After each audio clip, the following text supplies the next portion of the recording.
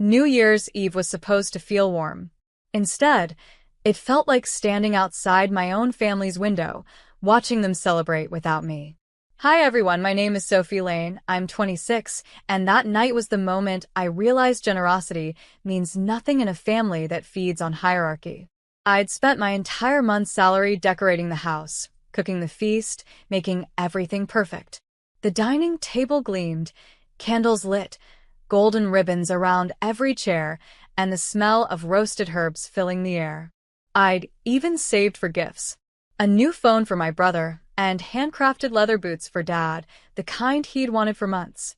They both tore open their boxes with polite smiles. For a heartbeat, I thought maybe, just maybe, this year would be different. Then my brother leaned back and smirked. Dad told me to teach you a lesson, no gift for you. My father chuckled, proud, like he delivered some noble punishment.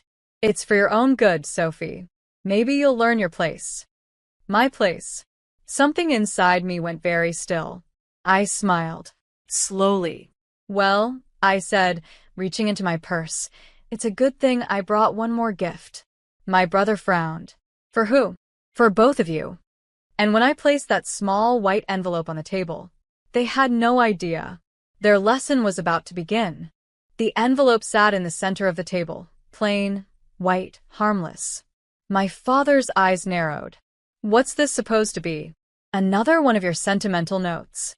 I smiled, calm as ever. Something like that. My brother reached for it, tearing it open with the same arrogance he used to open every door I built for him. A few folded documents slid out, crisp, stamped, official. What is this? He muttered. I took a slow sip of my tea. That, I said softly, is the new ownership document for this apartment. Dad laughed. Ownership? Don't be ridiculous, Sophie. This place is in my name. It was, I corrected gently. Until you used it as collateral for the business loan I helped you secure last year. Remember? The one you defaulted on. The laughter died. My brother frowned, reading faster. Wait, this says that the property was transferred to the loan's guarantor. I finished. Me. My father's face drained of color. You signed the guarantee? I nodded. You asked me to handle the paperwork. I did. But you never read what I signed. My brother stood abruptly, his chair scraping the floor. You tricked us. No, I said, standing too. I protected myself. Their silence was thunderous, the kind that falls when power finally shifts. And for the first time in years, I watched my father look at me not as a daughter, but as a consequence. For a long moment, no one spoke. My father stared at the papers like they were written in another language. My brother's jaw tightened, his hand shaking as he set the documents down. You had no right, my father finally said, voice trembling. This is my house. No, I said quietly. This was your house. You mortgaged it without reading the fine print, the one that transferred ownership to the guarantor upon default. His face flushed red. You used us. I tilted my head. You mean the way you've used me for years? To pay your bills, run your errands, cook your meals, and fund every holiday you brag about. My brother slammed his palm on the table. You're still living here under our roof. I smiled. Correction. You are living here under mine. The words landed like glass shattering across the table. Dad's voice turned cold. You think this gives you power? You'll regret this, Sophie. Family doesn't turn on family. My laughter came out soft. Dangerous. Family doesn't humiliate the person who feeds them either. But you didn't call that betrayal. You called it love. He opened his mouth to speak, but I cut him off. You don't have to worry about living under my roof for long. Their eyes widened. Because as of tomorrow morning, I said calmly, you'll be getting your own eviction notice. The next morning I woke early. The air felt different, lighter. I made coffee, printed the papers, and waited for them to wake up. My father shuffled into the kitchen, his expression sour, my brother trailing behind him, eyes heavy from a sleepless night.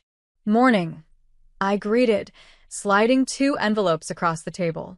Dad frowned. What's this now? Formal notice, I said, stirring my coffee. You have 30 days to vacate the property. My brother laughed bitterly. You can't evict your own family. I met his gaze. You're right. I shouldn't have to. But after last night's lesson, I realized something. Family doesn't mean submission. My father snatched the letter, scanning it. You filed this legally? Registered with the housing board this morning, I said. And before you panic, I already arranged for a rental property near Uncle Henry's place. Consider it generous. He slammed the paper down. You're heartless. I stood. No, I'm just done being the family wallet. For years, they'd taken from me without thanks, twisting love into obligation. But now, the same girl who once begged for approval held the keys to their roof and the freedom to say no. You wanted to teach me a lesson, I said softly. Congratulations. I learned it. Then I walked out, leaving them speechless in the kitchen. Two men who finally realized the weakest one at the table had just ended the game. By noon, the family group chat was on fire. My aunt messaged first. Sophie, tell me you didn't evict your own father. Then came my cousin. Everyone's saying you took the house papers behind their back. That true? I didn't bother replying. Let them gossip. They'd never seen my father mock me after every paycheck, never watched my brother gloat over the things I paid for. But the silence broke when my mother called. Sophie, she said sharply, what did you do? I enforced the law, I replied. He's your father, she shouted. And I was his servant, I said calmly. Where even now, there was a pause, then a quieter voice. He's embarrassed, Sophie. Everyone's talking. Good, I said. Maybe he'll finally feel what humiliation tastes like. That evening, Dad came storming back with my brother, fury in every step. You think paperwork gives you control? He spat. You'll regret crossing me. I stood in the doorway, blocking their path. No threats, Dad. Not here. I've changed the locks. My brother laughed coldly.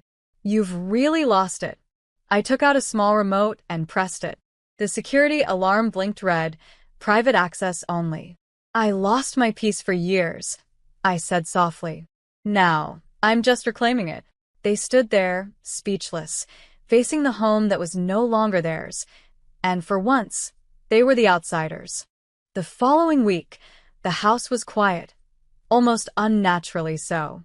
No shouting, no guilt-tripping, no one asking for a little help till next month. But peace came with a price. Rumors spread fast.